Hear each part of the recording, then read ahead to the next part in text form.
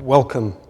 This is what I'd like to call a red letter day on the Institute's calendar. We have two friends of the Institute back with us, Mr. Gordon Brown and Bob Shrum. Both of them have been here before, but never on the same stage, so this is an unprecedented event, and I think it'll be very interesting.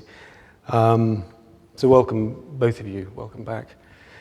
And thank you, all of you, for coming. It's always great for us at the Institute to be able to host these events here on Sadia Island as a sort of,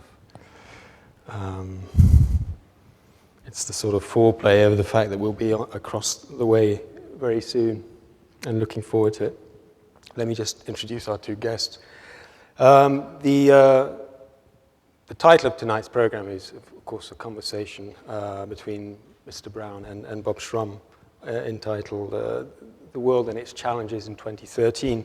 Gordon Brown is MP, that is, member of the British Parliament for the constituency of Kirkcaldy and Cowdenbeath, which you should know are two very pretty towns on the north of the Firth of Forth in Scotland.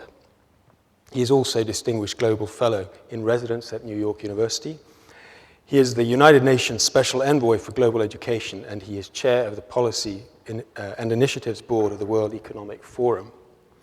He served as Prime Minister of the United Kingdom from 2007 to 2010, and is widely credited during that period with preventing a second Great Depression through his stewardship of the 2009 London G20 summit. Previously, he served as Chancellor of the Exchequer from 1997 to 2007, making him the longest serving Chancellor in modern history.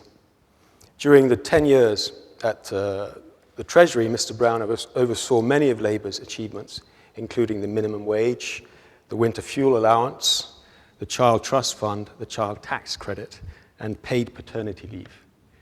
I left in '96 England, so it seems, in retrospect, it seems a bit of a mistake, but I do love NYU, I should rest assured.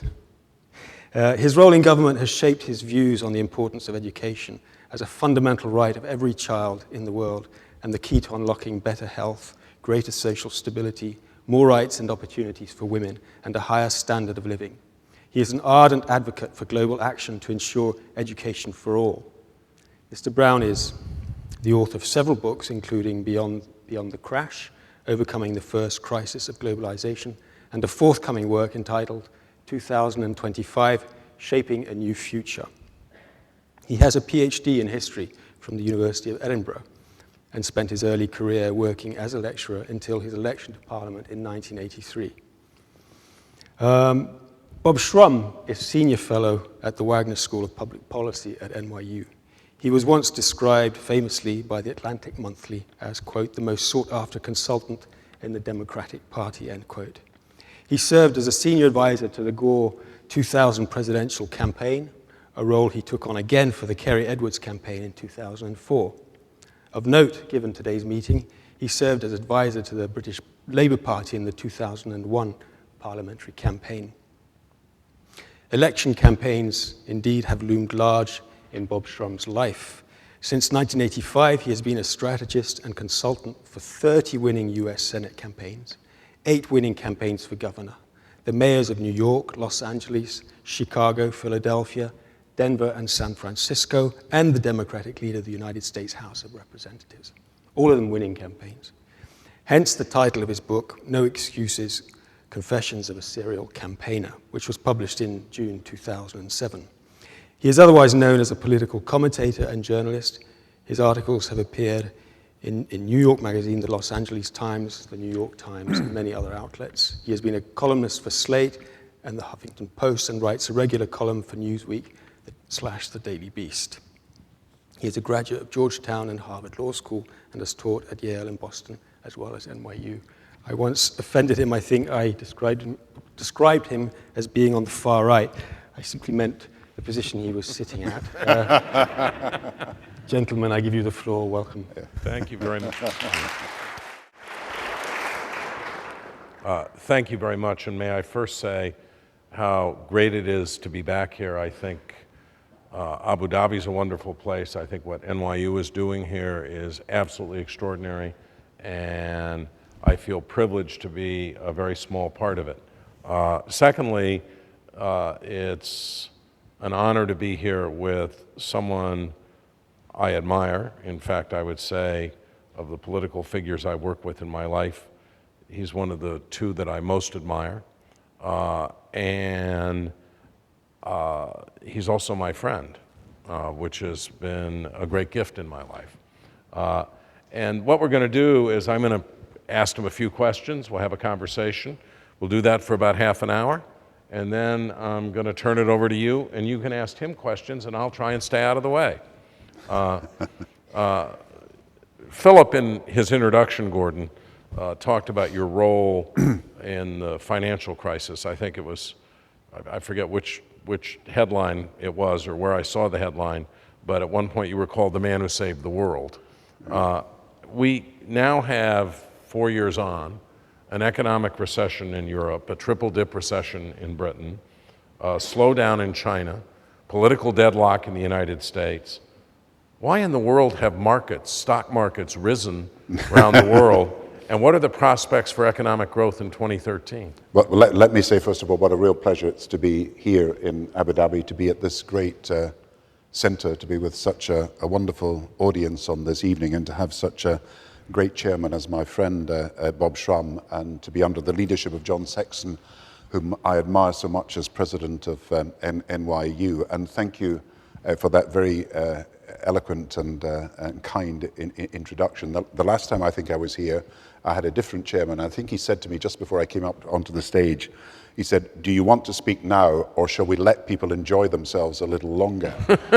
So I know the attractions of this place, so I know there are many other things to see in this great place. So it's very good of you all coming in to listen to me speaking.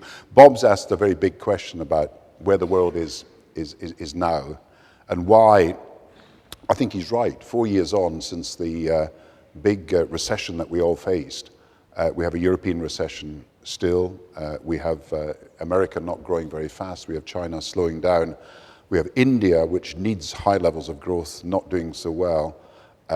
And we have the world economy probably growing at a far less optimal rate than it should be. And I would say we haven't learned the lessons of 2008 and 2009 sufficiently about the need for us to cooperate more effectively globally. And I think the reason why we will continue to have lower growth than we should have and have high levels of unemployment around the world is because we haven't understood that in the modern world, nation states on their own now need to have to work with other countries to get high levels of growth and high levels of prosperity. And if we think of the world simply as isolated states doing their own thing, irrespective of what anybody else is doing, then we're failing to understand that there is now such a thing as a global problem, and you need globally coordinated solutions to them. So Bob asked a very direct question: why does the stock market look good? Because certain companies are doing well and will continue to do well, even if national economies in which they are located are not themselves doing so well. But I would have thought that we've entered 2013 with a degree of pessimism that I would like to dispel in the world economy. And what I would do at the moment is, just as in 2009, we got the world together in London, I actually remember bringing all the different countries together in Downing Street in London in April 2009. And I remember starting the meeting by telling them a story, which I'll tell you now, which is quite relevant. And I said that Winston Churchill, who was one of my predecessors, and he was a tremendous character, as you know, he had a resolution never to drink alcohol before lunchtime. And then later in life, he said he was going to change it, and he said he would never drink alcohol before breakfast. And Winston Churchill said of the 1930s, when people were trying to solve problems in the 1930s in the same way we were trying to solve problems in 2009, he said, leaders of that time, he said, were resolved to be irresolute, they were adamant for drift, they were solid for fluidity, and they were all-powerful for impotence. And he summed up the failure to act in the 1930s in that way. And I said to people, look, We cannot make the mistakes that were made in the 1930s. We have got to do something that allows people to have confidence, which I think is the important word, confidence that we are going to rebuild the world economy. Now, what happened in 2009, and then I'll be very brief, what happened in 2009 is we underpinned the world economy by guarantees that we were giving that we would boost economic activity. And of course, it did have a big effect because the world economy started to grow again. But we said two other things, and we haven't actually succeeded in following these through. And it's my fault, but it's also the fault of the rest of the world as well. One, we said we would rebuild the world's financial system. And that needs global rules, because what one nation can do is only what it can do for its own nation. It is affected by what happens in other nations. So we need a global framework for financial stability. And the final thing we said was, look, we need to have a strategy for growth. Because if there's no confidence and people do not sense that the world economy is going to expand, then growth will be far less than it should be. And I think what's lacking now, China could expand its consumer spending. India wants to open up its markets. America and Europe are struggling because they cannot get their growth based entirely on the expansion of consumer demand, as happened over the last 10 years. There is a deal to be done. China expanding its consumer spending, America investing in infrastructure, India opening up its markets. If they came together, then there would be confidence that China could export to the rest of the world, that America could also export to the rest of the world, that in this region there was confidence that the growth of the world economy would be such as to underpin the energy commitments that are made in this region. You could probably increase, as the IMF has said, growth by about 2% over 3 years in the world economy. You could get 50 million people out of unemployment into work. You could take probably 100 million people out of poverty. So what we need to do is follow through the idea we had in 2009 that by cooperating together, a global problem is the lack of high levels of growth in the world economy. By cooperating together, we could get the action that is necessary to make people feel far more confident about the future. So I think we're dealing with a failure of international cooperation at the moment. Well, instead of international cooperation or a growth strategy, austerity policies have dominated in Europe. One political party in the U.S. is, in essence, demanding austerity policies. Why are they so powerfully attractive to political leaders, and do they make any sense? Well, if you look around Europe, I think people may not realize this until you look at the individual countries and then draw the arithmetic together. 25 of the 27 leaders in Europe have lost their jobs. Almost every finance minister in Europe has been sacked.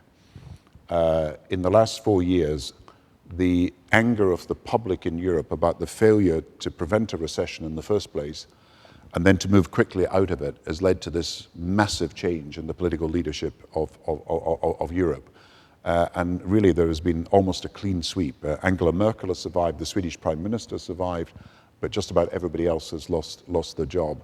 And that is because the public in Europe sense that something is going far wrong with the European economy. And it's in a sense a more difficult problem to deal with than the American economy. When I was in Paris, someone said to me, quoted Shelley, the poet, and said, as he said of a relative of his, lost the art of communication, but not, alas, the gift of speech. And they felt that politicians were talking all the time, but they were not saying anything sensible. And I think in Europe, that's what people concluded. Why? Because Europe had a big banking problem. When I went to the first meeting of the European leaders after the crisis started in 2008, we went round the table, and every one of them said, the financial crisis, it's an American problem. It's the Americans' mistake. They let their banks get out of control. They're to blame. We're just having to deal with the follow-on from that, and we'll be okay because our financial system is basically sound. And I said to them at the time, I said, look, our banks in Europe are more vulnerable than even the banks in America. And in the last 4 years, we've found that the banks in Europe are over-leveraged, they're undercapitalized, they're not lending money, obviously, to businesses, and that's one of the reasons why Europe stays in recession. So banks have still got to be reformed. There's a debt and deficit problem because basically all the revenues have been lost because of the financial failure, and therefore we've got to deal with the problem of debt. But there's a bigger problem in Europe, and that is that Europe is losing competitive advantage to the rest of the world. So Europe used to be 35% of the world economy, then 30%. It's now just less than 20% of the world economy. Some people predict by 2020 it'll only be 12 or 11% of the world economy. And Europe's facing not only a banking crisis and the problems that arise from debt, but it's facing this big problem that it's losing its share of the world economy, and it's not exporting enough to the new areas. So very little going to India, very little going out of Europe to China, Brazil, South Africa, Turkey. China, Germany's doing very well in China, but no other country is doing really well in China. And so Europe's got this competitiveness problem that it's got to solve if it's going to be successful in the future, and if it's going to stop losing its competitive advantage to the rest of the world. And all this is having to happen in what's called the euro currency.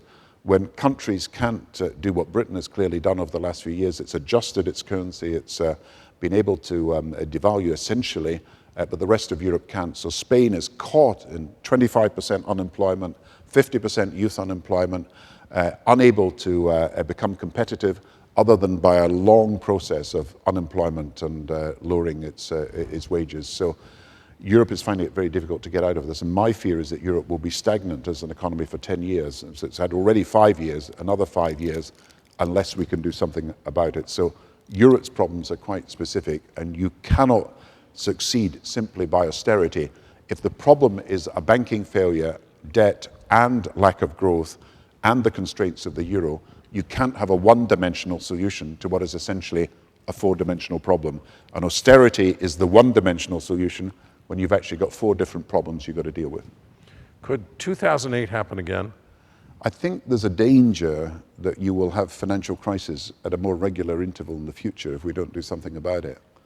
I sort of go to Asia quite a lot, and I've been in India, China, I've been in Singapore, I've been in Korea, I've been in a number of other countries in Asia in the last few months. What would happen if, let's say, in one of these countries we had a financial failure? Just like Korea went bankrupt in 1998, what would be the effect 15 years on if one of these countries had a major financial crisis? There's loads of money around. It's being sort of invested in ways that some people can't fully understand. A lot of risks being taken. What happens if the next financial failure comes out of Asia and not out of America or Europe? And there's a strong possibility that is where the next financial problem might be. We would immediately conclude that we should have learned the lessons from 2008 and then from 1998, which was the Asian financial crisis. And the lesson surely is that if a financial institution in this country, UAE, or in America, or in Germany, is going to go under, then it affects financial institutions in other countries. Such is the global nature of the economy. And therefore, you cannot be sanguine. If you think there's going to be a financial problem in another part of the world, you should be having standards and rules of accountability and transparency that allow us to be far more confident about what is essentially a global financial system. So there's a guy at the Bank of England, Professor Miles, who's predicted that you'll have one financial crisis every 7 years now.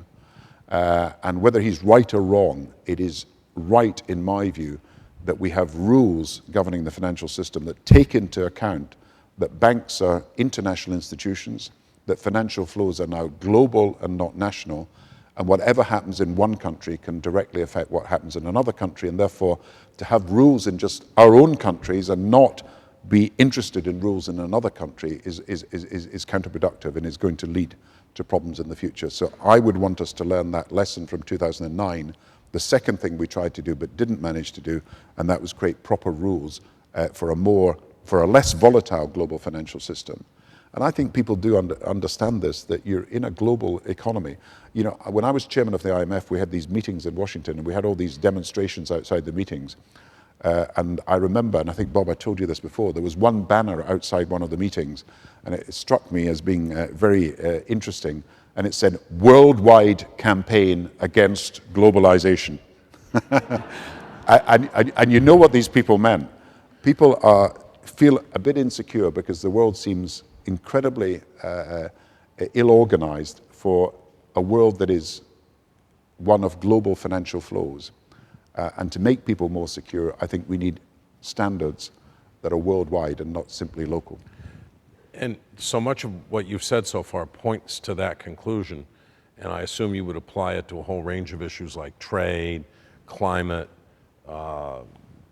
education, one of the areas you're involved in, I'll ask you about in a minute. Why can't we, what stops the world? Is it a lack of political will? Is it a profound set of policy disagreements?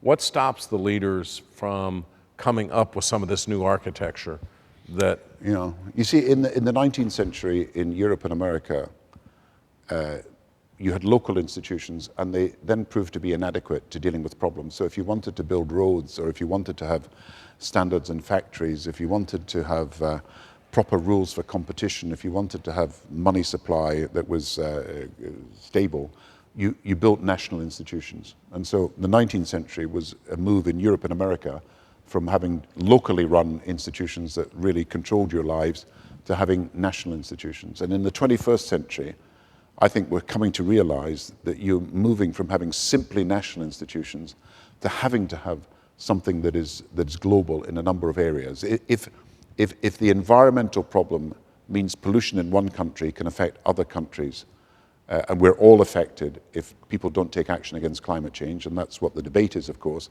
you simply cannot get by with America simply having its own policy, or UAE having its own policy, or Britain having its own policy.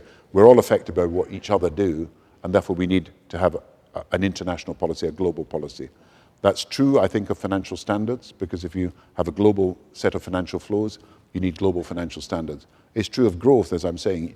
It doesn't seem to me that individual nations on their own can break out of this global downturn without having international cooperation, and that's particularly true of those countries like America and Europe that have previously depended on big consumer spending to be the generator of economic growth in their economy. So in each area, when you look at it, and it's poverty, it's education, if you're going to make progress, it will not just be by national decisions. You'll have to have some forms of international cooperation. So why then, when we see that that is necessary, are people so reluctant? It's partly because protectionism is quite strong. People get worried during a recession about their own situation, and they look for national solutions, and they want to blame sometimes foreigners or foreign practices for what's happening in their economy. That's why immigration becomes such a very big issue during a period of recession. So it's partly that people are attuned to being protectionists at a period of difficulty. It's partly because people have a strong sense of national loyalties that is far stronger than anything that is you might call a sense of global citizenship. It's partly because political leaders recognize that the best thing they can do is blame their opponents for something they've done at a national level that's wrong. You don't get so much emphasis in your or kudos in your remarks if you want to blame the lack of global coordination for a problem. It's far better to blame the Treasury Minister or the Prime Minister for making a terrible mistake. That has more political salience. So it's the way our political rhetoric works. You blame your opponents, and therefore it's easier to blame someone who's there sitting in a national framework than to talk about the great failure of global cooperation. So it's a number of things that have conspired to make it very difficult for people to work together. And then you've got to bring people together, and we tried this G20, which was 20 of the biggest countries in the world. It was actually dreamed up by finance ministers. Actually, they got the number wrong. There was actually 26 countries turned up, and they called it the G20. We try to bring people together, but it's run out of momentum for the time being. And I feel that until people realize that some of the problems we've got cannot simply be solved within the nation-state boundary, we'll continue to struggle to get the growth that we need in the world economy, or solve some of the problems like environmental problems, or indeed problems of trade and growth and financial stability. So we need a leap forward, and I think it took a crisis to bring people together in 2009. It's difficult in normal times to bring people together, but America, I think, has got a particular role in this because people look to America's leadership, and I would like to see America pushing for this form of international cooperation in the future. Well, speaking of America and international cooperation, let me turn to another tough area, and that's security. terror. The US, the UK, the coalition forces will be almost entirely out of Afghanistan by the end of 2014. It will, by that time, and it is already the longest war America has ever been involved in. Is there a reasonable prospect for some modicum of stability in Afghanistan, or will the government and the society change and perhaps revert as and if there's a deal with some elements of the Taliban? Yeah, but before I answer that, I mean, I said I think we needed more American leadership. I must say that my relationships and Britain's relationships with American leaders has been incredibly good. I worked very well with George Bush, and we gave him, as you probably know, a bust of Churchill, which he had in his office in the White House. And if you saw the photographs of the Oval Office in the White House, you saw a photograph of you saw the bust of Churchill. When Barack Obama came in and decided, and I understand that, he wanted a bust of Martin Luther King, we had to decide, well, what would we give Barack Obama in place of the bust of Churchill, which we were now taking back. And I offered him one or two things, and then we looked at this desk. If you see a picture of the White House Oval Office, you'll see it's dominated by this desk. And this desk actually was a gift of the British government from Queen Victoria in the 19th century, because a ship had been rescued at sea from pirates by the American Navy and handed back to Britain. And from the wood of that ship, HMS Resolution, we handed the Americans a present for rescuing our ship, and that's the desk that is in the Oval Office. And so we had this idea that it had no pen holder at all, it had no ink holder. So I thought, well, let's give Barack Obama. So we found the wood of the ship was still in existence. We had it, so we built this pen holder and handed it as a gift to Barack Obama. And then the White House publish, as they do, all the lists of presents that have been given to the president, and they value them. And so it then appeared in the newspapers that we had given this gift of $16,000 to Barack Obama during a recession. And the British press, as you might expect, got very angry about this and said, what was this British Prime Minister trying to do to appease Barack Obama and try to be, try to gain his favor by giving him this expensive gift in the middle of a recession, $16,000. And so what was to be a nice gift to the American president was turning out to be a bit of an embarrassment for us, until I sort of got the full facts, and I thought I knew them anyway, but I found them and said, actually, Mr. Brown, they said, that gift of $16,000, it actually cost you $200. You got the wood from the ship, and you'd given it, just got it made by a carpenter and handed it over. So you had to make a decision. Was I going to correct the American president and say that the gift I'd given was actually only worth $200, and we were going to be given the reputation for being mean and miserly, or would I just accept the anger of the British press for our over-generosity to Barack Obama, because the Americans might think it'd be quite good, so we just kept quiet and left it as a... The Resolute, you know, the HMS Resolute, that desk was given to Rutherford B. Hayes. Yeah, yeah. And then it was put downstairs in the storage rooms in the White House, and was not used again until JFK, who and that's knew the the famous story, photograph. That's the famous photograph of brought it up out of the basement and installed it in the Oval Office, where I think it's been used by every president since. And it is also the famous photograph of John Kennedy Jr. coming out of the desk the week before his father was killed. Yeah, some of you may have seen that famous photograph. So the desk have traveled a long way. Actually, there's the relations between America and Britain are so good. I should just tell you this story as well. In 1960, just after he became president, John F. Kennedy came to see Harold Macmillan, who was the British Prime Minister at the time, and to meet him in Downing Street. And you know now, if you have a presidential visit or a prime ministerial visit, everything is split second. And so in the media there's live commentary from Downing Street. If anything went wrong, it would become a sort of national scandal if there was a minute sort of nobody could account for anything else. Well, but this was 1960. So John F. Kennedy arrives at Downing Street, and this is an absolutely true story, with his entourage, which is not that big these days in the 1960s. He arrives in Downing Street, comes in, and the Prime Minister's asleep. Harold Macmillan has slept in. The American president's arrived for a state visit, and the president is actually, he's taken into the waiting room, and he's given a copy of the Times and said, would you like to read that? And he's kept waiting for half an hour while they get the Prime Minister up. He was an elderly man, Mr. Macmillan, at that time.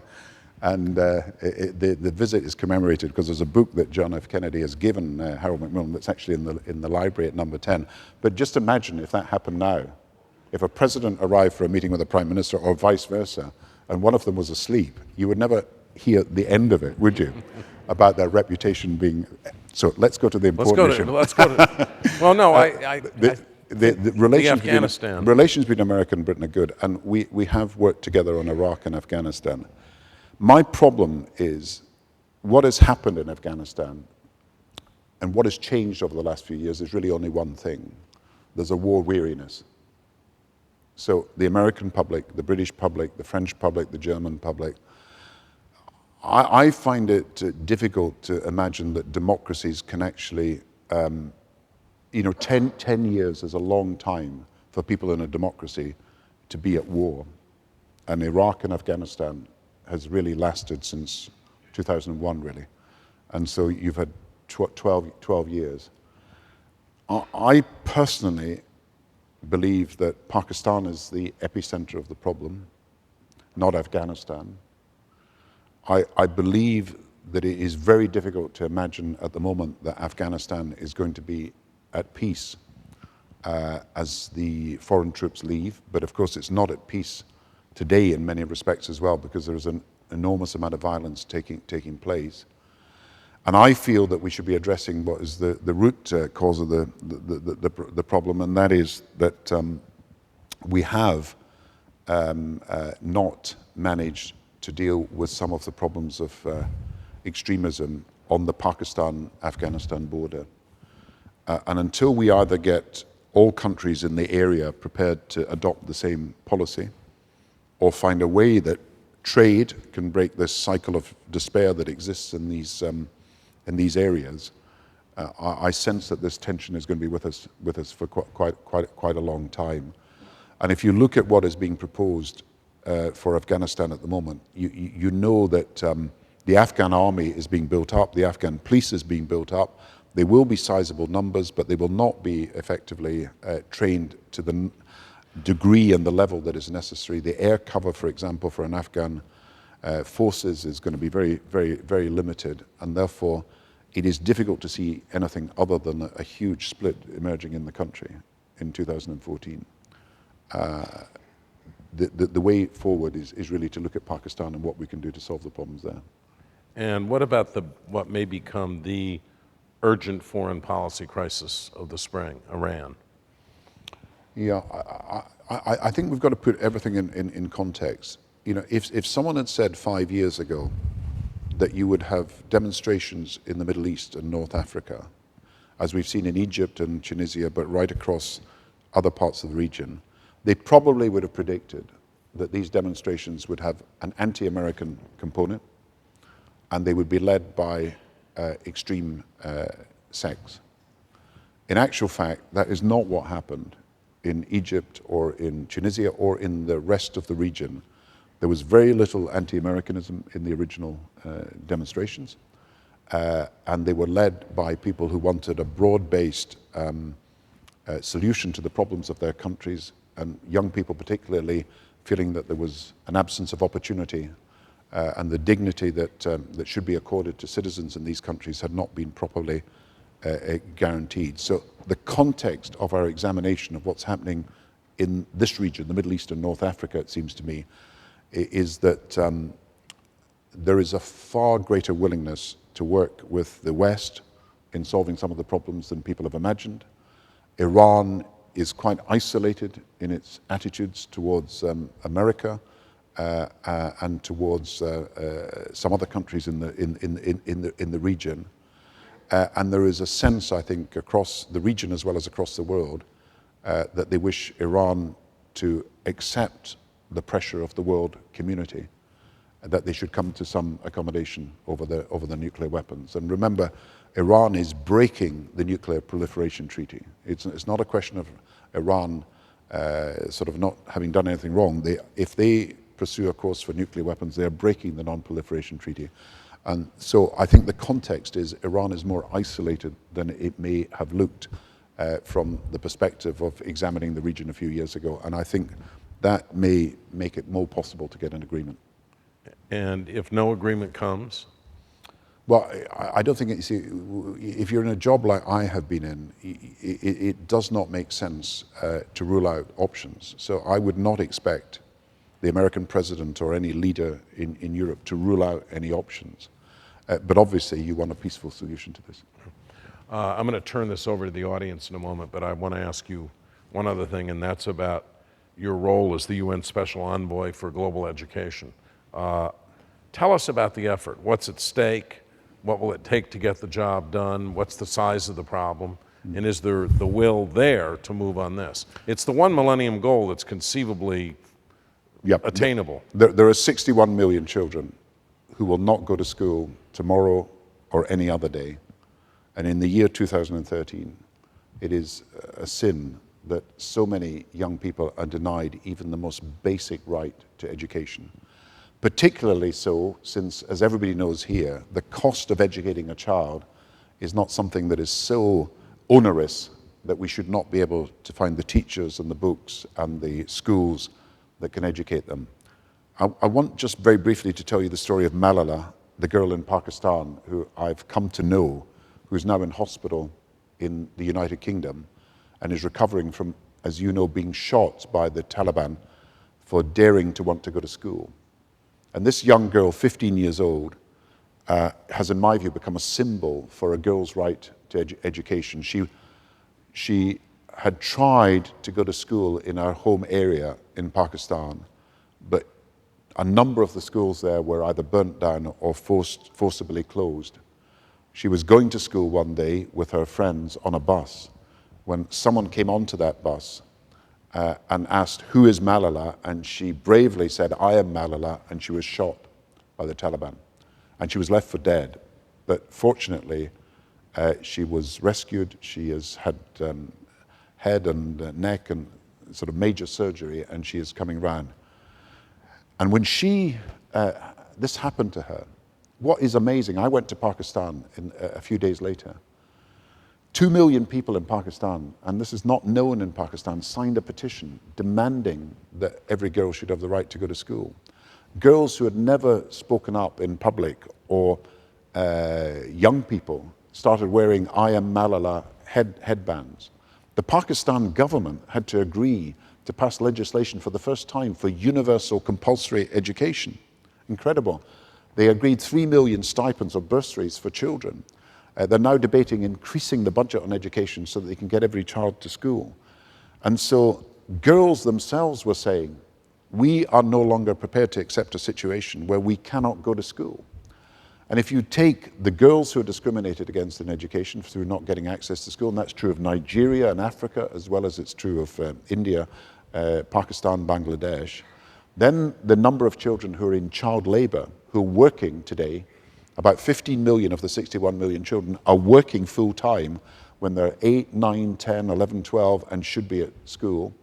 And then the number of girls who are taken out of school to become child brides before the age of 15, some 10, 11, 12, 13 as well, in a number of different countries around the world.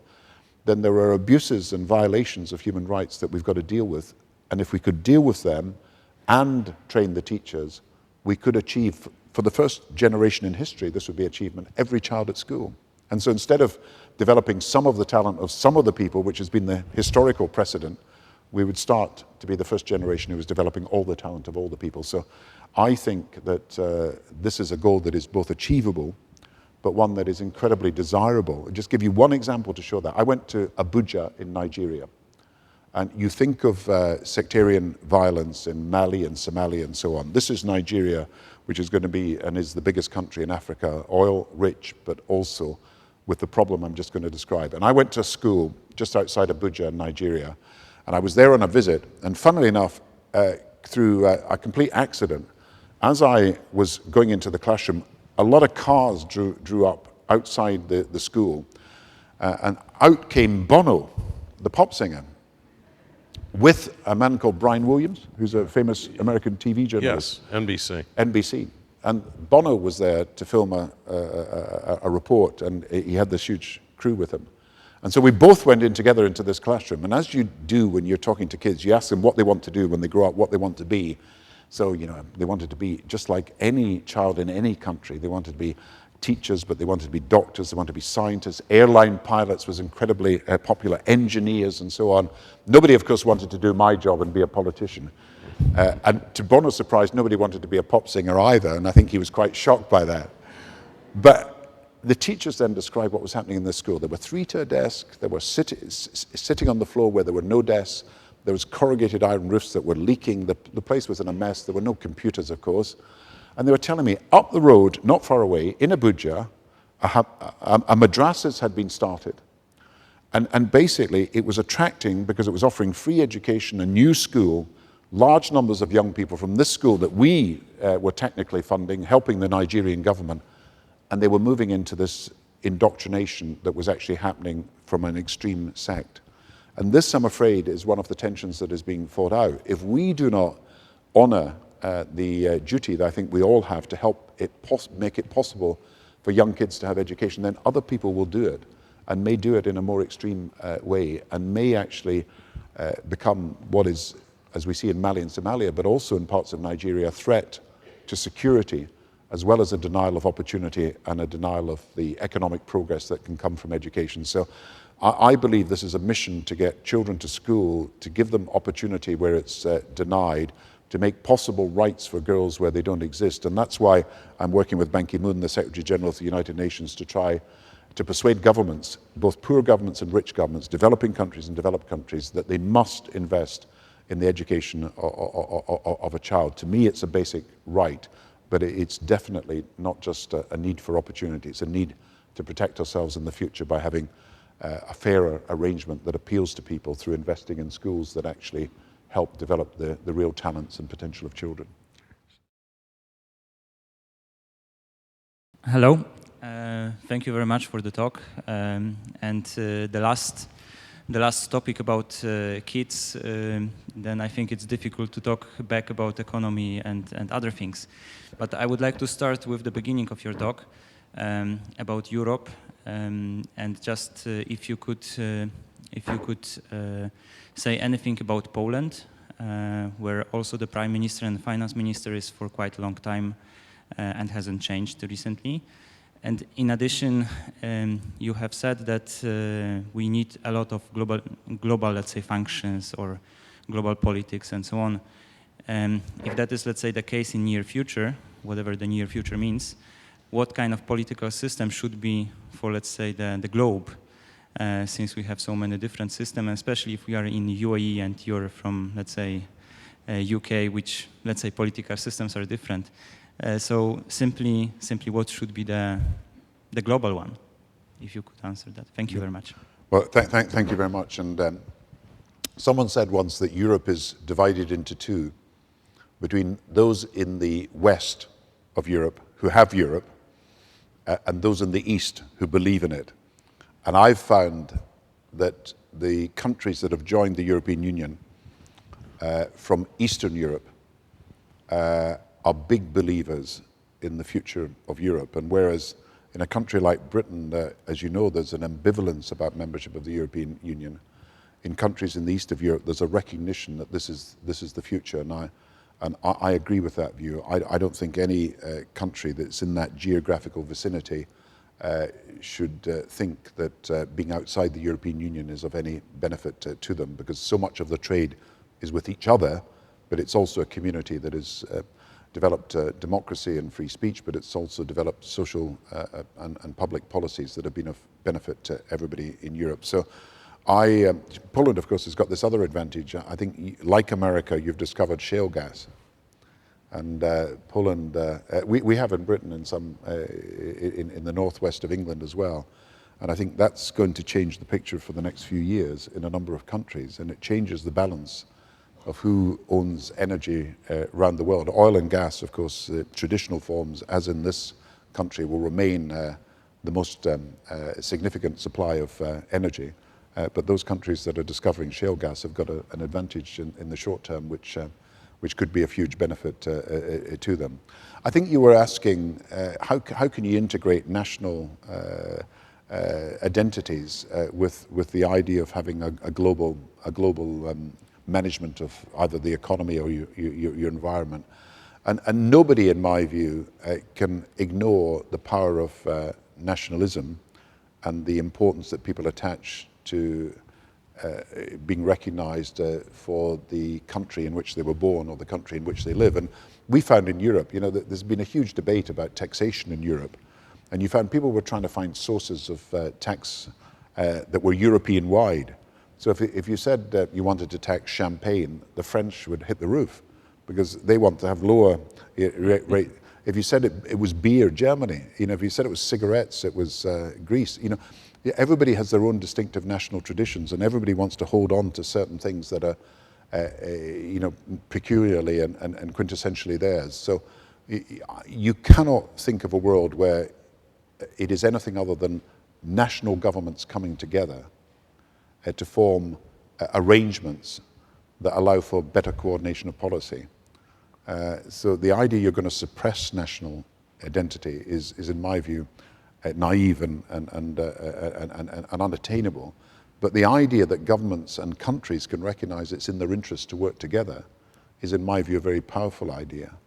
And I think people will start to realize that not only are they affected by what happens in other countries, but they cannot succeed in their own country without cooperating with other countries. And even America, the biggest country in the world, in terms of the size of its economy and the living standards of people, with the biggest single market in the world, it's going to find in the next few years that the biggest market in future is not theirs, but it's going to be the Asian market.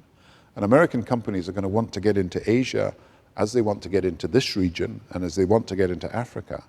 And so it's in America's interest, even although it's for the last 100 years could survive without really trading much with the rest of the world because it was a huge market on its own, it's going to understand it's in its interest to have stronger relationships, trading and relationships on other issues with the rest of the world. And so I see the inevitability of greater cooperation. And John Kennedy talked about in the 1960s, and we talked about this last night, Bob, about a declaration of interdependence to match the previous American Declaration of Independence. That, by the way, that was independence from the United Kingdom as they broke away from us. The Declaration of Interdependence, and I think that's the world that we're in now. And it's nation states coming together with other nation states to do things that if we don't do together will never be done at all. Thank you so much. My name is Abel. I'm from Ethiopia, and I'm a sophomore in NYUAD Abu Dhabi. Prime Minister, you recently attended the World Economic Forum in Addis Ababa, Ethiopia, in May. And in the conversation you had with the former Prime Minister of Ethiopia, Prime Minister Meles Zenawi, you stated that the African economy is rapidly diversifying and that there is a need to support the manufacturing sector. And at the same time, you said that there are risks involved for the private sector to engage in infrastructure provision. And there's also a risk in the process of cooperation between the public sector and the private sector. You also stated the risks that you regarded as political risks, and you said that there are political risks that has to be mitigated. And I was wondering how it is possible for the developed nations to mitigate the political risks that happen in Africa, and how it is possible to foster infrastructure provision in the continent. Thank you so much. Yep. I must have made a long speech. You rightly quote what I said, and I was very sad at the death of Prime Minister Meles, who had probably done more than any leader to take men and women out of poverty in Africa in the last 10 years. And some of the success in education and removing poverty and bringing better health in Ethiopia was unprecedented. But what we were talking about there was Africa's got massive needs for infrastructure. It's 12% of the world's population. It may be 20% 10, 15 years from now. but it's only got 1% of the world's, so 12% of the population, 1% of the world's manufacturing, 1% of the world's inward investment. And of course, the trade between different countries in Africa is so restricted at the moment because roads and rail and communications are very poor indeed. And most of the trade in Africa is African countries trading outside Africa and not with each other. So the shortage of transport, the inadequacy of power and utilities and energy generally, and of course the absence of schools and colleges and universities and hospitals, massive need for infrastructure investment. And how do you do it? The public sector cannot pay for it because it doesn't have the resources to do so. But many of these investments can yield returns on the investment. If you're building a power station or you're building a utility, you can get a return on these investments. So we've got to find a way that public and private sectors can work more effectively together to deliver infrastructure in Africa, but also in Asia and in some of the Western countries as well. And we haven't found the best way of doing that yet. And it's a huge task to find the developers, the financiers, and the public sector working together. And we need to have new rules that can deal with the problems that arise, which are essentially the risks of investing in some of these projects that have got to be insured against. And so I see the international institutions changing their role, not so much providing the money, but providing the guarantees. There are huge pressures on the governments in Africa to hold to a series of commitments that have been made and not to break these commitments. And you need to bring in finance, and the sovereign wealth funds, I think, over a period of time, will find that to diversify into investing in infrastructure generally will be of great advantage to them, and is one additional source of investment that spreads their portfolio more widely. So what I'm looking for is governments to provide guarantees, the private sector to be able to be funded more effectively by long-term financial support. But the countries in Africa have got to deal with some of the problems that they have themselves caused by not being able to make guarantees or give guarantees that they stand by. And so a project that starts as one project changes overnight, or the political risk is such that if governments change, then the whole projects that are necessary change. But the need for water, for electricity, the need for transport is absolutely vital, and I think we could do something quite big about it. Thank you very much for everyone involved in this very interesting conversation. My name is Ali Benjilali, and I would like to ask Mr. Brown 2 questions. I'd like to go back to the time where you were Chancellor of the Exchequer during 1999 and 2002, if I remember correctly, when you decided to auction I think half of the UK's gold reserves, which is approximately 400 tons, at a price between $250 to $300 per ton. Subsequently, the price of an ounce of gold has risen dramatically to touch $2,000 a few years back, and it is now trading at around 1,600. So how do you feel about that?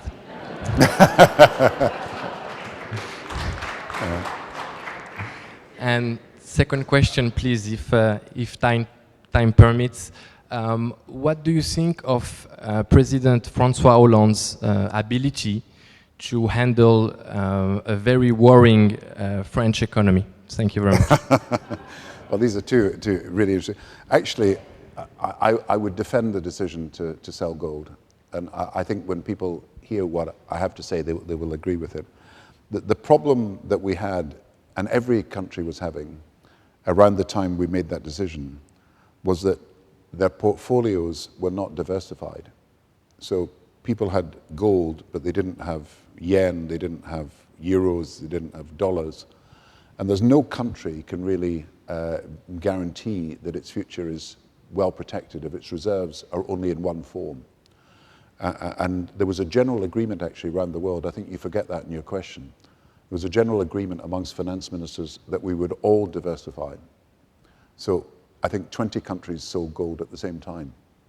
So it was not a unique British decision. It was a decision made by all countries that we implemented in stages, but more or less together. You sold gold so that you could buy yen, euro, dollars, and so on and so forth, so that your portfolio was actually far more balanced than it had been in the past.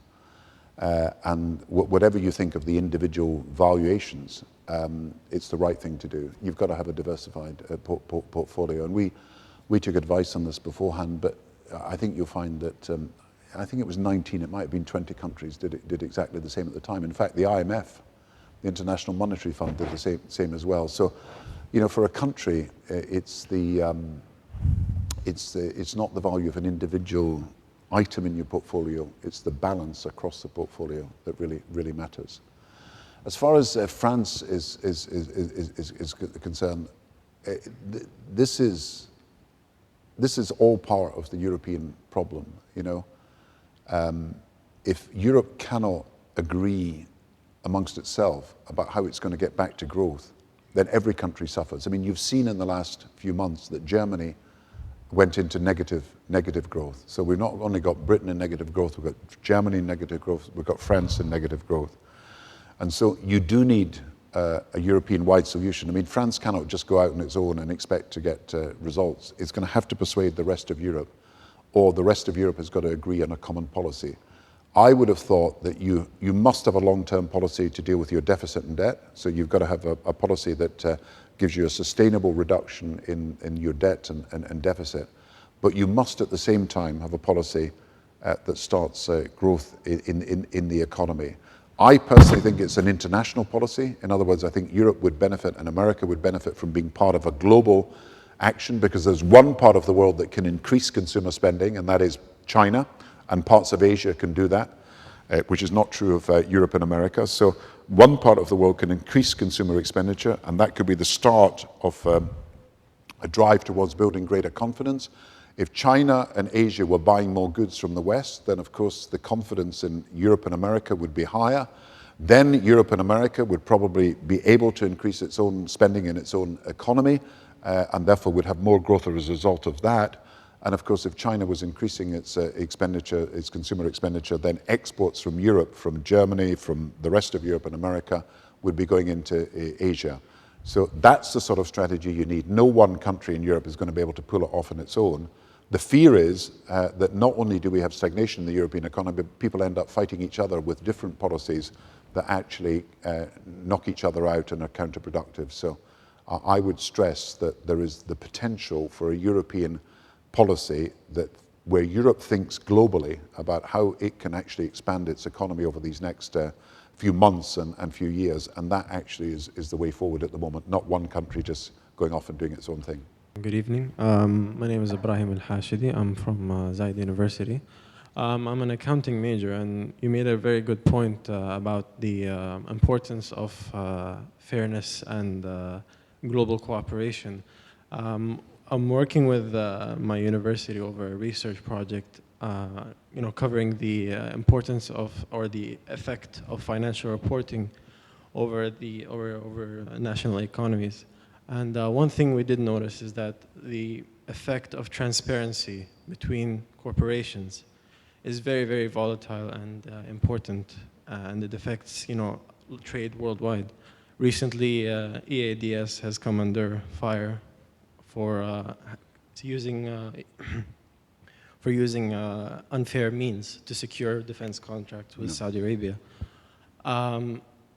How do you see that, with you being, previously as the Chancellor of Exchequer, how do you see that enforcing proper financial reporting standards to promote transparency and fairness between corporations worldwide would affect the future outcome of the economy in the future? Well, I think that's an incredibly important question, because let's be honest, a lot of deals have been too secret, they've been hidden, the beneficiaries are often people who are corrupt, and people will sense over time that even if one deal escapes the the microscope and people don't know what's happened, that there is something wrong and it's got to be dealt with. So I agree with your general point that we need greater transparency overall. That doesn't stop companies competing fiercely with each other, but on fair and equal terms. And that increasingly will be the way of the future. I think what I've noticed over the last few years is really two things. One is that every institution in the world is under scrutiny because people really have got an issue about trust. They've seen the banks, they've seen governments. We've got this issue in Britain about the production of food. We've seen our media. A whole range of institutions are now subject to public scrutiny, and people want to trust these institutions, and when they don't trust these institutions, they're asking very, very big questions. The second thing is that we've got a community on the internet that is increasingly aware of everything that is going on and increasingly asking questions. And you know, there was a time, if you took a country like China, there was a time when they could post this is true, they could put a sentry, a guard over a fax machine, and they could stop faxes entering the country. They could physically have someone positioned there over machines that were fax machines and stop information getting into the country. That cannot happen now. And information will flow, and the truth will out, and people will find out things, and people will exchange information about things. And therefore, public institutions are not only, or private companies are not only under scrutiny because people want to trust them and are finding reasons not to trust them, but also people are finding out things far more quickly and asking big questions about the way these institutions work. So the policy of opening things up, of being above board, of going for transparency is actually going to be incredibly important in the long run. And companies that follow that policy are bound, in my view, over the longer term to do better, whatever the short-term financial advantage is for a bad deal that is secret and hidden from the public. My question to Mr. Brown is about the global problems and global solutions. If we would create a framework for global governance of financial systems, if the world is going to go in that direction, who's going to create this framework and to benefit which countries? And who's going to be the winners and the losers from such a framework? And why would the world trust the great powers with creating such a framework that's going to benefit certain countries, not all the countries, and solve problems of few countries, but not all the countries? Yeah. So that's one question. And there's also a comment about Malala, that the story you mentioned of Malala. Yeah. She was medevaced to the UK by the United Arab Emirates government. Yes. And support of His Highness Sheikh Mohammed bin Zayed, Crown Prince of Abu Dhabi. And this sends a strong message to the world about the right for education for young women, universal right for education, and also a small example of the things UAE does to promote peace in the world. Thank you. Thank you.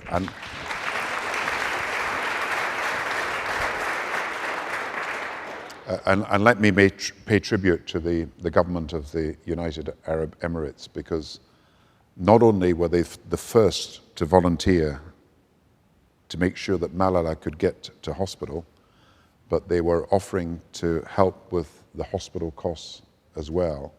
So I think it is to the great credit of this country that something that was happening in Pakistan and ended up with a patient being treated in England, that this government has a view of the world that is so global that it could contribute to getting a girl from Pakistan and then helping her hospital costs in England. So I do want to add the congratulations that the audience has already given to the government of UAE for what they've done. When it comes to global problems and global solutions, let me take on from what I said to the previous question, when they were asking about accountability and transparency and effectively global standards. You know, when I was the finance minister in Britain, the first thing I noticed when I became finance minister was that if a company gave a bribe under British tax law, they could claim tax relief for it. So they could actually set their bribe against tax. And I went to a conference a few months after I became the finance minister, and it was in Mauritius. And then I had to fly to a conference in Asia. And the theme of that conference was we were going to end these abuses, and we were going to have global cooperation to do so. And I'd just given this speech at the conference, then flew off, and I had to get a plane that helped us get there. And we had to go via Madagascar to refuel. And when we arrived in Madagascar, as we landed in Madagascar, the person who ran the airport said he would only refuel our plane if we paid him a bribe. And there was I, having railed against bribes. And the Treasury official who had written the speech saying that this is what we should do about it, he was ready to hand out the dollars to this man, giving him the bribe. Funnily, an Aeroflot plane then came overhead and landed, and it was a huge plane. And the head of the airport quickly realized there was more money to be got out of the big plane than the small plane. So we managed to get out without having to pay the bribe. But you see, you can't deal with these problems unless you have countries prepared to work together to deal with it. So Britain can outlaw tax relief for bribes, but you're not going to be able to get action on tax havens or on the illicit use of money unless you get an international agreement. And it's this true of immigration. I mean, immigration's a huge challenge for many countries. And one country tries to do something, but the pressures are so great around the world, you've got to have an international agreement. And so I think what's going to happen is that people are start going to see the logic of this. And it's not just, as I say, that one country is hit by something that happens in another country, is that one country cannot succeed to its full potential unless it cooperates with other countries and they help it be able to do the things it wants to do. And so there is a logic in this. Well, how do you then move forward? We tried. There was a thing called the G7. The G7 was the 7 biggest economies of the world, and this is your point about who should be part of the group. The G7 was basically Britain, Germany, France, America, Japan. And so it started as 5. Then apparently, this was in the 1970s, the Italians demanded that they be there.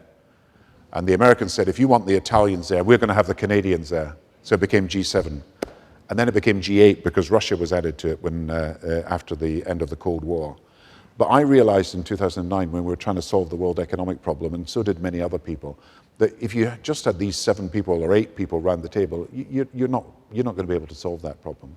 So we had to expand it. As I said, it was 26 countries that turned up in London, although we called it the G20. And so you had to have China, and you had to have a representative from this region, and you had to have a representative from Africa, and you had to have a number of countries that previously had never been taken into account, Indonesia, Mexico, and so on, at this event. But what I also realize is that you are right. There are many other countries who are excluded as a result of that, who are not perhaps the biggest part of the world economy, but they must have a role to play.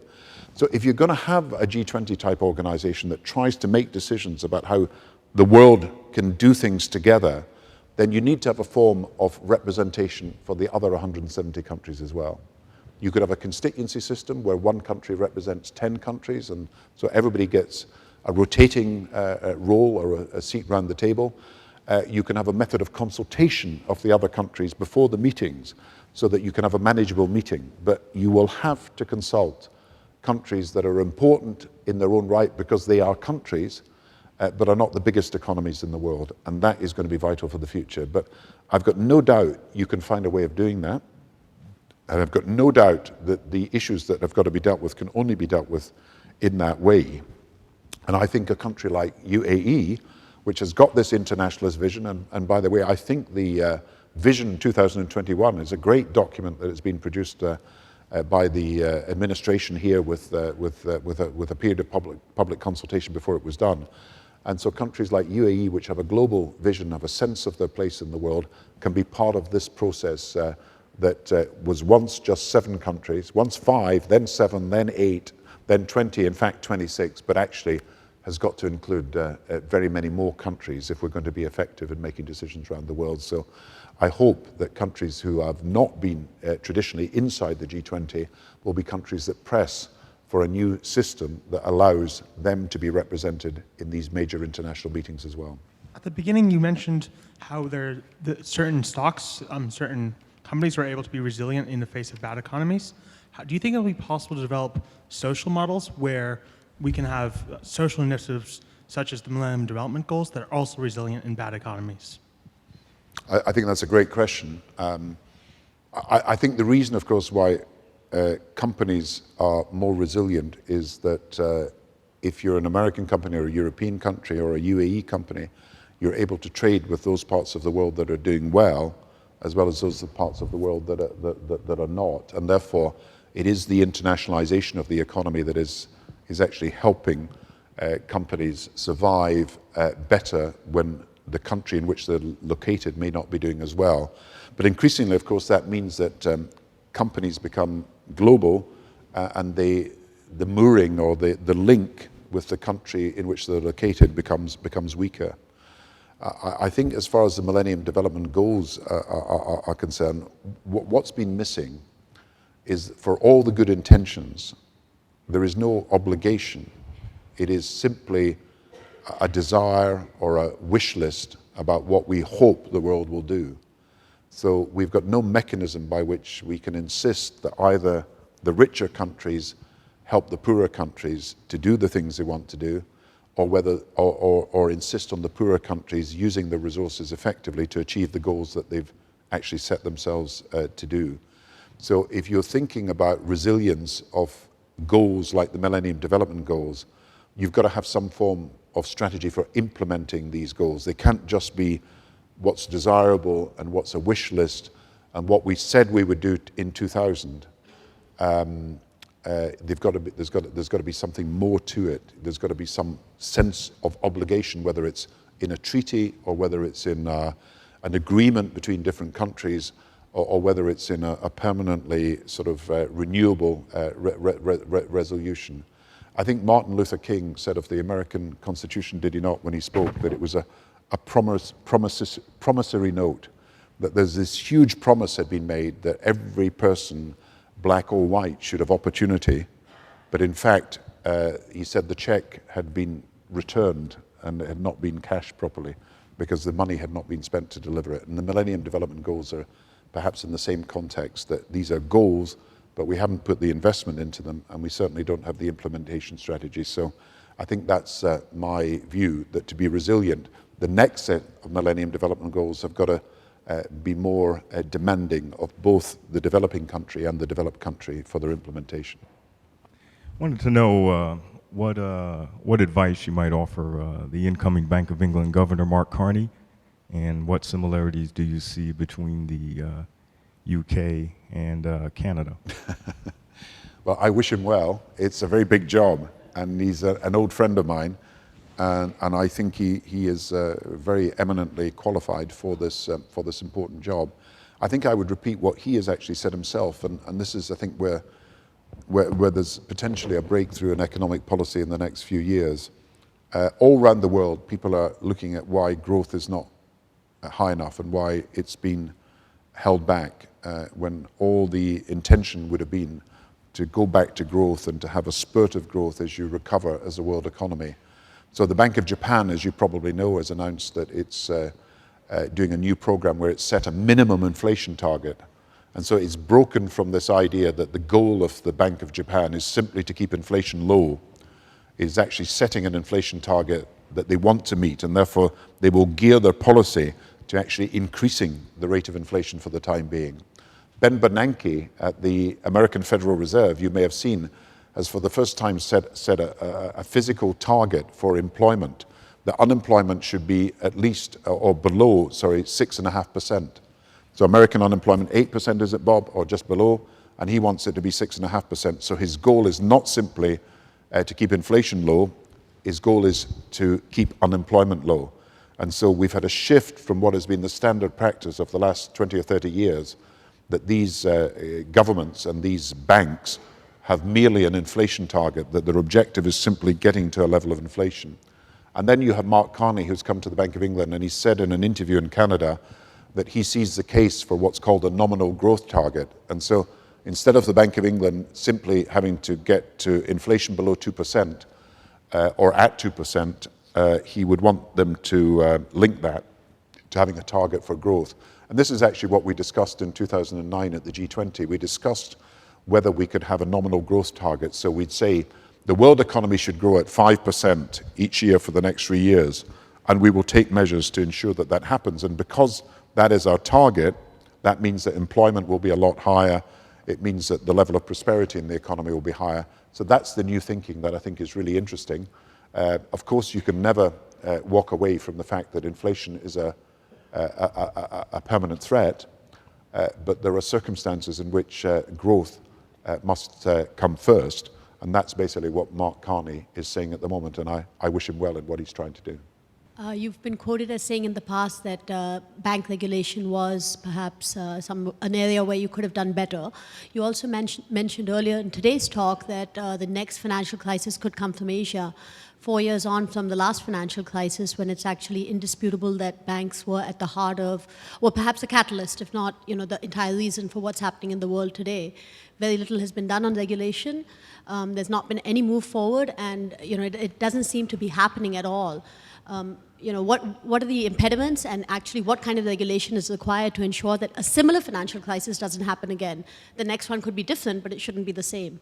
Yeah, I think you're absolutely right. There has been a lot of national initiatives, but they're all sort of separate from each other, and they may turn out to be in contradiction to each other, because one country is doing one thing, another country is doing another thing, another country is doing another thing, and it's not going to work in getting to a system where you can be satisfied that you've de-risked or taken as much risk out of the global economy as possible. The night before one of the biggest banks in the world went under, I had a phone call, and this is in 2008, with the head of the bank. And he said to me, all we need, Mr. Brown, he said, is overnight finance. The next day, that bank collapsed with probably the biggest losses of any European bank ever.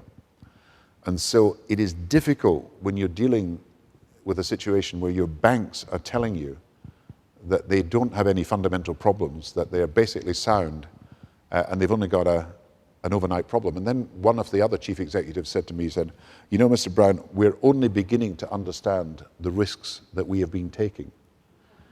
And that filled me with ominous gloom. And I think that is the problem, that the bankers themselves, and we must take responsibility as politicians, of course, for the regulatory system, but the bankers themselves did not understand the risks that we're taking. And we got to a situation where it was assumed that risk was being diversified across the system. So you had so many institutions and so many different points of activity around the world that we were taught to believe that the risk was totally diversified. And then we found, when Lehman Brothers went under, and then the effects went to all the rest of the system, and then quickly overnight other banks were going under, that risks were actually highly concentrated in a few institutions. And that they had a huge impact on the rest of the financial system. So we learned actually something quite new about the global economy that was never something that you could have learned when you simply had individual national economies. We learned that you had this global concentration of risk in a world where you had a shadow banking system that was complemented by the ordinary banking system, and people taking, as I said, huge risks as a result of that. So we have had to learn, indeed really for the first time in a global economy, what the scale of risk was, what the mistakes were, and what actually happened with the lack of accountability and transparency. And that's why I do come back to the point that I was making at the beginning, but I think you made it far more eloquently in your question than I did, that unless you have global standards, it will always be difficult for countries to opt out here, there, and everywhere. It will always be easy for institutions to pull the wool over one regulator's eyes if there's no common standard. And if you have different rules for capital adequacy, if you have different rules for reporting, if you've got different systems of accountability, it's going to be very, very easy for these problems to repeat themselves. But if you have an understanding that America and Asia and Europe are operating to similar rules, then that would be, in my view, a lot better. I just repeat that in Europe, the banking system has not been properly reformed, and there is a long way to go. And obviously there are questions about financial practices in all other parts of the world that have still to be answered, that we said in 2009 we were going to deal with, but the truth is in 2013 a lot of these things have still got to be, they've got to be addressed. Now, I don't want to leave you with a pessimistic view of the world economy, because I'm incredibly optimistic about the future. I mean, if you think of the next 10 years, there will be effectively 10, 15 years, a doubling of the size of the world economy. That is what's going to happen because of the speed of the growth, not just in Asia, but in Latin America and Africa. The world economy will double in size. And when you think of it that way, that means there's twice as many opportunities for a good company, a good product, a good country that is trying to move forward in the modern world. So as the Asian middle class and the middle class in this region develops very fast, there are huge opportunities around. But it's because there are huge opportunities and great chances to eliminate poverty, to deal with disease and to deal with illiteracy, and to give people a better standard of living, that we've got to always look at what is underpinning the system and whether we are satisfied that the rules underpinning this system are not only making for stability, but also fair and can easily be understood to be fair by people who look at them. And I think given that we have this huge opportunity, this will be the biggest rise in the world economy size in history over these next 10 years. People are going to become consumers for the first time when they've just been producers in lots of the parts of the world. People are going to become middle class where previously they were poor, but they will be insecure as long as we don't deal with these problems of financial volatility, as well as problems of energy and problems of obviously literacy and everything else. But we can deal with these problems of financial volatility, but in my view, they're best dealt with at a global level through coordination and cooperation between the individual countries of the world. And if I leave you with one message, it is that my experience is that we used to think that we had national problems and we needed national solutions, and it was all about what happened inside our own countries. Now, it's not only that, that is still the case, but we now also need global solutions to what are clearly global problems that, unless they're addressed by international cooperation, they will either not be dealt with at all, or they will come back to haunt us in a very bad way. So the opportunity is there, but we've got to deal with the insecurity that arises from financial volatility. 3 thank yous. First to NYU Abu Dhabi, and personally from me to John Sexton for letting me be part of it. Second to you, you're a terrific audience, and these questions could have gone on for a very long time. And thirdly, to Gordon Brown, who's one of the most extraordinary people I've ever met in my life. Thank you very much, and we look forward to having you back. Thank you.